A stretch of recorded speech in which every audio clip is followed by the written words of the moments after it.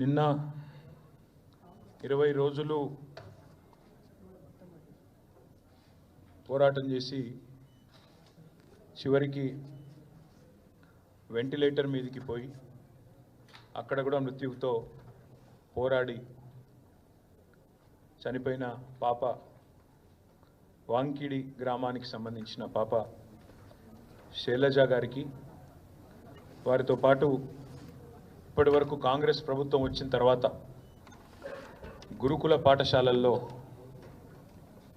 మరణించిన 48 మంది పిల్లలకి వారి కుటుంబ సభ్యులకి ముఖ్యంగా మా పార్టీ తరపున ప్రగాఢమైన సానుభూతిని ప్రగాఢమైన సంతాపాన్ని తెలియజేస్తూ నిజంగా కూడా ఈ ప్రభుత్వం కనీసంగా పేద పిల్లలు ఎవరైతే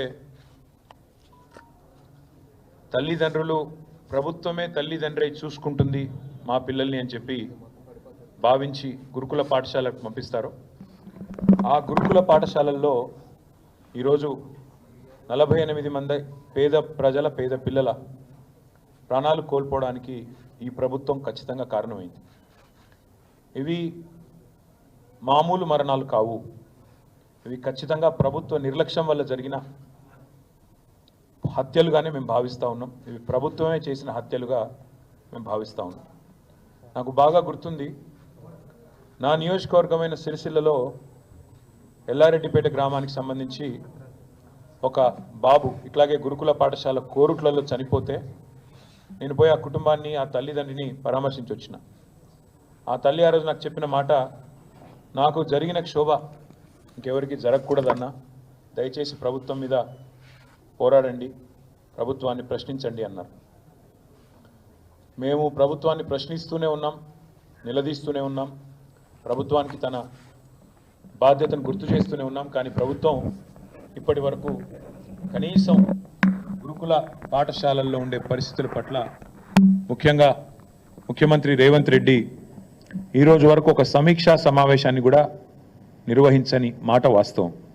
అందుకే ఆ 48 మంది పిల్లలు ఎవరైతున్నారో వారి మృతికి ఖచ్చితంగా ఈ రాష్ట్ర ప్రభుత్వమే బాధ్యత తీసుకోవాలి. రేపు శాసనసభ సమావేశాల్లో కూడా ఆ పిల్లల కుటుంబాల తరపున, ఇంకా లక్షలాదిగా ఉన్న పేద పిల్లల కుటుంబాల తరపున ప్రభుత్వాన్ని తప్పకుండా నిలదీస్తాం. ప్రభుత్వాన్ని తప్పకుండా ఈ విషయంలో శాసనసభలో కూడా 100% చీల్చి చెండాడుతామనే మాట కూడా మీకు నేను తెలియజేస్తా ఉన్నా.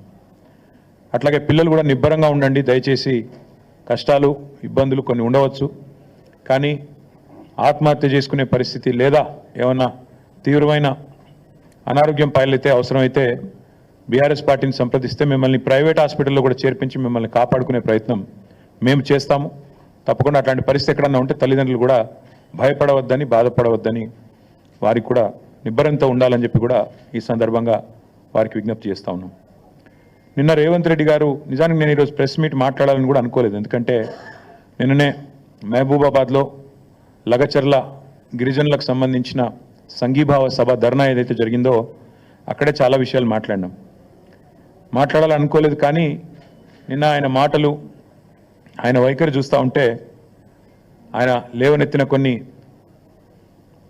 ప్రశ్నలు, కొన్ని అనుమానాలు, దానికి ఇవాళ మీడియాలో వచ్చిన విస్తృతమైన కవరేజ్ చూసిన తర్వాత మాట్లాడక తప్పని పరిస్థితి మాకు కలుగుతూ ఉంది.